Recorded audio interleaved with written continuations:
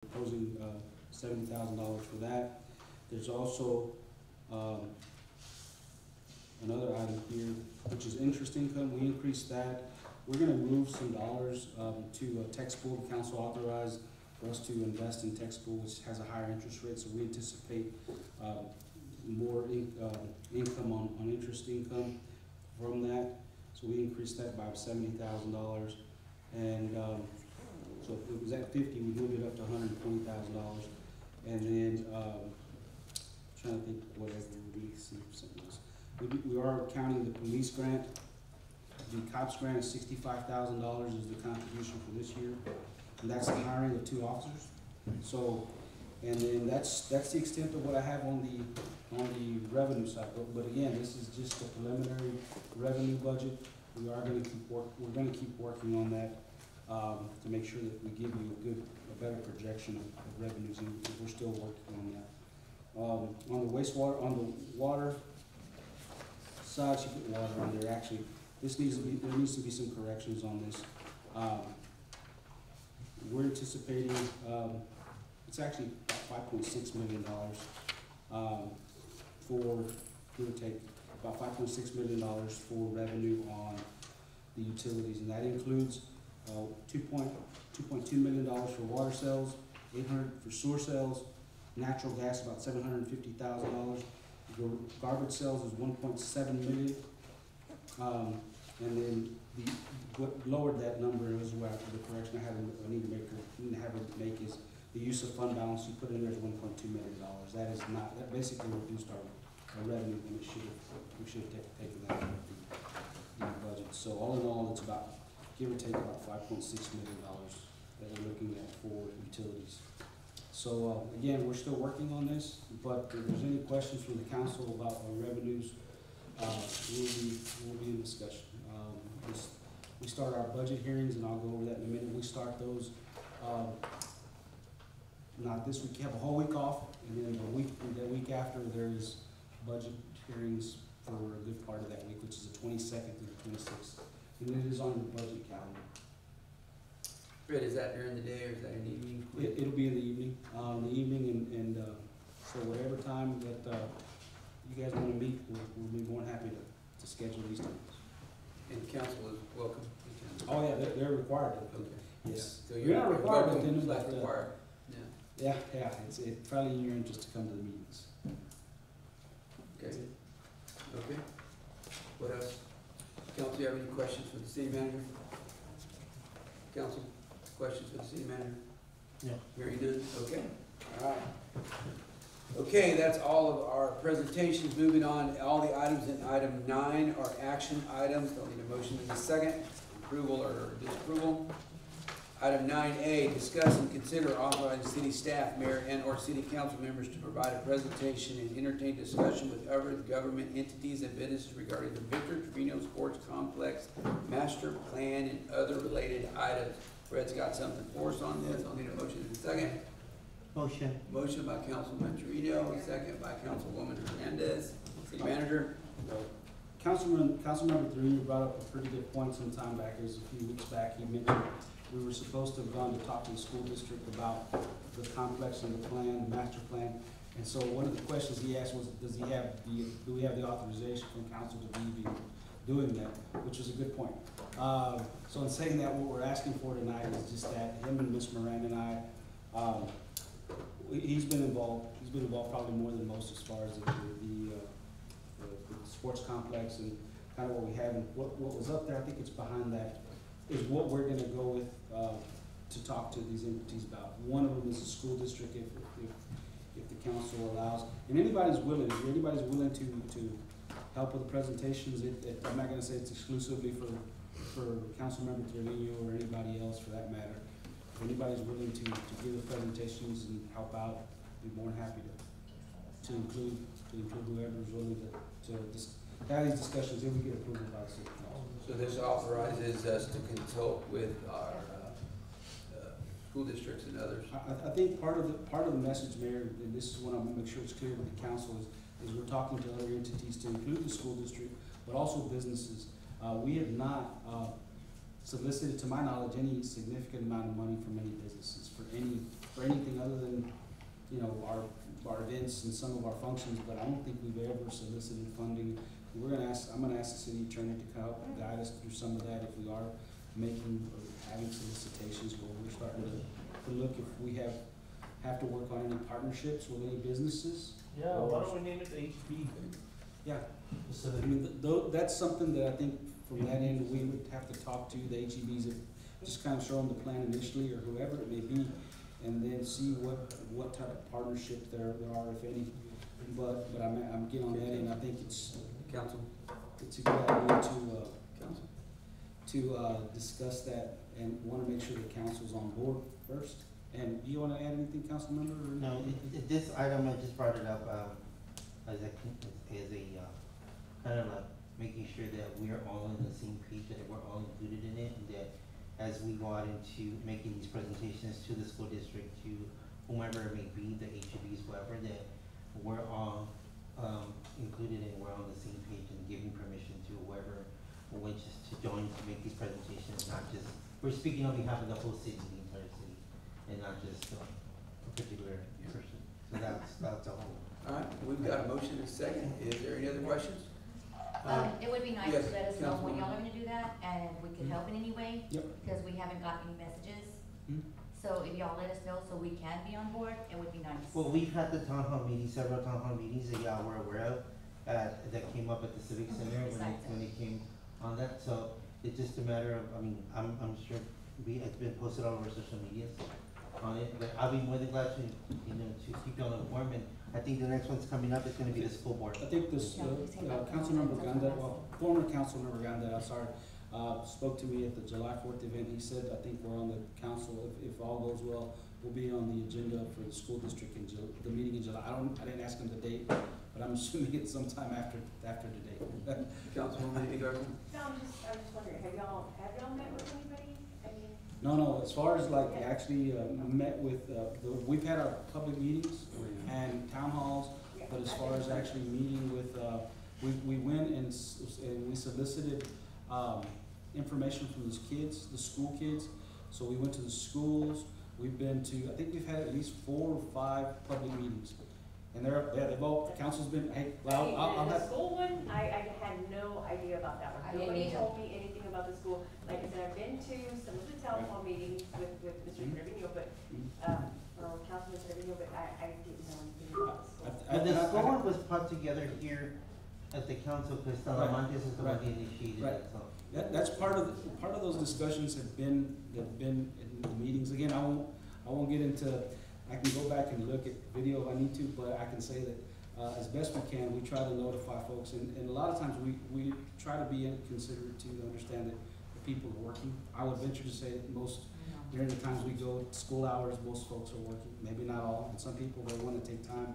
Again, I'm asking now, if anybody wants to be included, I'll be more than happy to schedule you for time to speak. I mean, I think that's, the more the merrier. Really, I think that would be helpful. I can only just because we all showed up, kind of I agree. as a united front, and, Okay, Councilman Leal. Oh, no, I was already voted. Okay. I was talking more like, when he's talking about meeting with the businesses, upcoming things, like, if there's any way we can help, I have no idea. Okay. Especially with the new bits. All right, we've got a plan here in action, so we've got a motion and a second. Is there any other questions? Hearing none, I'll call for a vote. All in favor, please say aye. Any opposed? Motion passes unanimously. Thank you very much. All right, item 9B. I'm gonna ask council that we table this item. This is an indoor grant from Texas Park. Motion table. And the bottom line is it requires a $1.2 million match, and so we're not gonna do that. So there's a motion to table by Councilman Leal. There's a second by Councilwoman Hernandez. Any questions? Hearing none, call for a vote. All in favor, please say aye. All in favor, please say aye. Any opposed? Motion passes unanimously to be tabled. All right, moving on to item 9C. That is an action item, discuss and consider resolution number 20240703, designating the city manager as the city's representative and authorizing the city manager to submit an application on behalf of the city to the Texas Park and Wildlife Department to participate in a local grant program for Pearsall TWP outdoor project. I have a motion by Councilwoman R. Garza, second by, No, James made the motion. okay, got it. Councilman Liao made the motion, Councilwoman R. Garza made the second. Yolanda, you have the floor. Yes, Mayor, council members, you have before you a resolution that is part of the application process for the Texas Parks and Wildlife grant, for the outdoor grant, which is, the ceiling amount is $750,000. That is the ceiling amount that we would, request. And in saying that, it requires a 50% match. So our match would be $750,000 as well. And, the resolution requires that we, provide that we have that monies in our bank, basically. Which we do. And that was one of the reasons why we asked to table the other one, which was the indoor grant. So there's two grants that are available, which is your indoor one, and that one's basically for facilities, structures, for example, the building of a multi-purpose complex. The outdoor grant is specifically for, pavilions, adding sports, fields, practice fields, amenities, walking trails, anything that's outdoors. And that's the one that is for $750,000. We are focusing on presenting, part of the request in the budget will be for phase 1 of our sports, the Victor Trevino Sports Complex Master Plan that we have been presenting, and holding all these community meetings for. So, we're working closely with Ms. Deborah Dockery, the architect, and she will have a, cost analysis for phase 1 and what phase 1 will look like. But because this grant is due August 1st, we need to get this resolution in. Okay, and correct me if I'm wrong, Fred, but we budgeted that money in the last, the money is budgeted in our budget for this year, so that money is available and line item for that. We budgeted this year, we didn't get the grant, so we're applying again, but we'll have it budgeted in for next year as well. Okay, council, we have a motion and a second. Is there any other questions? I have a question for council. Yeah. Council, if we were to get some sort of outside donations, say from PIC, whatever the case is, can that be put back to meet this 50% match that we need to communicate? I mean, can that be funded to utilize to use So- instead of And using what's budget? Or, I apologize, I should have addressed the matching more. It's not just, the $750,000 that will come from the city does not actually have to be all cash. We can, use what we call in-kind contributions, which will be any private donations, any materials we use, any equipment we use, any labor that we use. It can all be used towards the $750,000 match. that's the question there. But to Was answer, to answer, Yes. Councilman Trevino's question would be yes.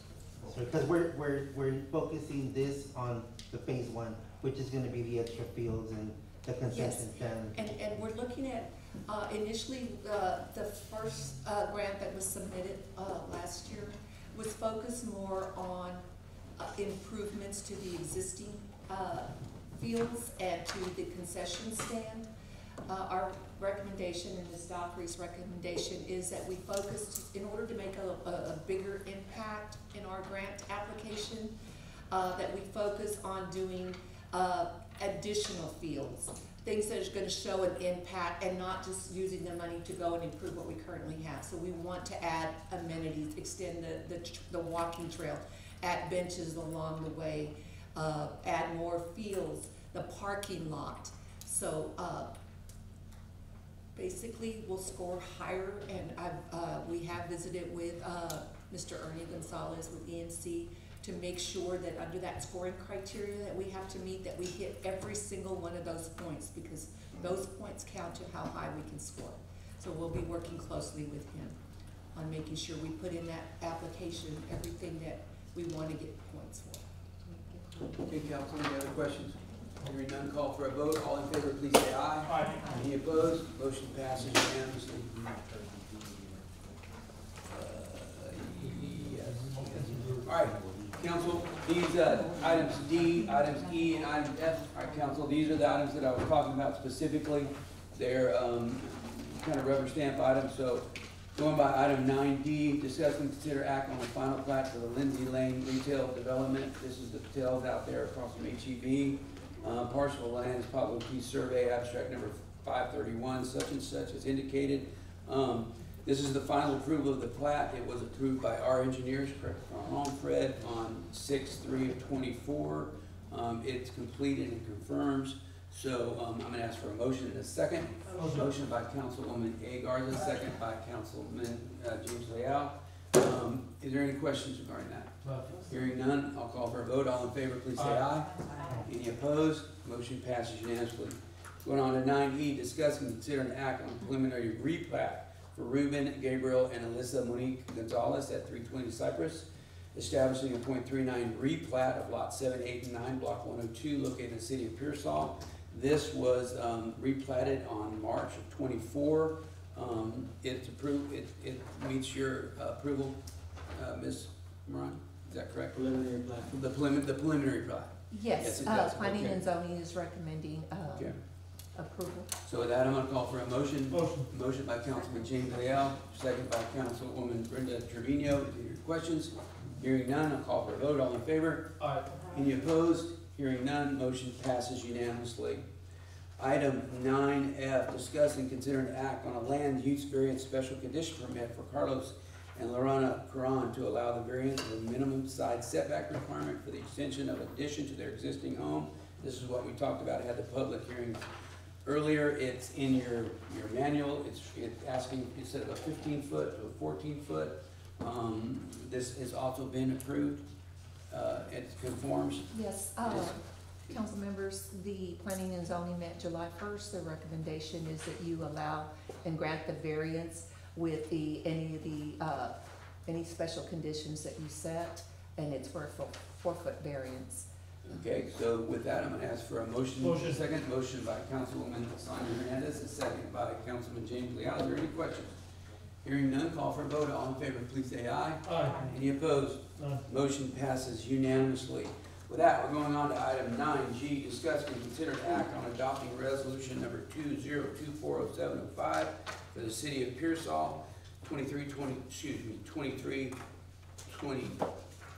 that's a typo. 2033, that's right. At 2022-2033 comprehensive master plan. This is an action item. We're gonna go on specifically chapters 12 and 13 about zoning and subdivision. I need a motion and a second. Motion by Councilwoman Sonia Hernandez, second by Councilwoman A. Garza. With that, I'm gonna turn the floor over to our Assistant City Manager. Mayor, council members, you have before you an action item requesting that we adopt the comprehensive plan as has been presented, with the exceptions of chapters 12 and 13, which are your subdivision ordinance and your zoning ordinance. We're not ready to ask that those 2 chapters be approved. And I believe Mr. Reyes is Yes. setting this up. Part of what you're approving, again, what the council decides to approve, one of the chapters talks about land use, and it references land use. I believe that's one of the existing chapters. The zoning ordinance and your subdivision ordinance basically is your authority to move forward with what we call your existing land use and your future land use. So part of what you're adopting tonight, if you decide to move forward, is that the land use, the future land use of some of this land.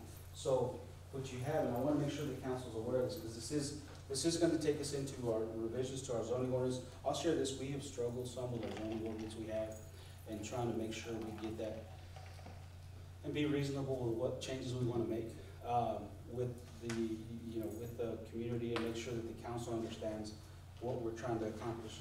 But if you look at your existing land use map, what you'll find is there's areas here that are zoned. There's a lot of space. You see there's yellow. Yellow is your single family. You have some red in there, which is your commercial, retail. That is your land use, okay? Then you have other areas that what we have that are in green. And so excuse me, yeah, green, which is agriculture. So this is what the current land use is.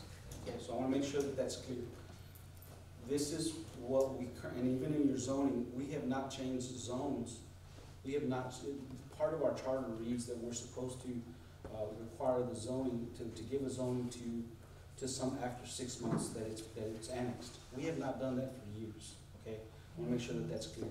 So any area that we've annexed, which the last one being the 2018 annexation, it has not been rezoned. That's just an example. There's plenty, there's others, okay?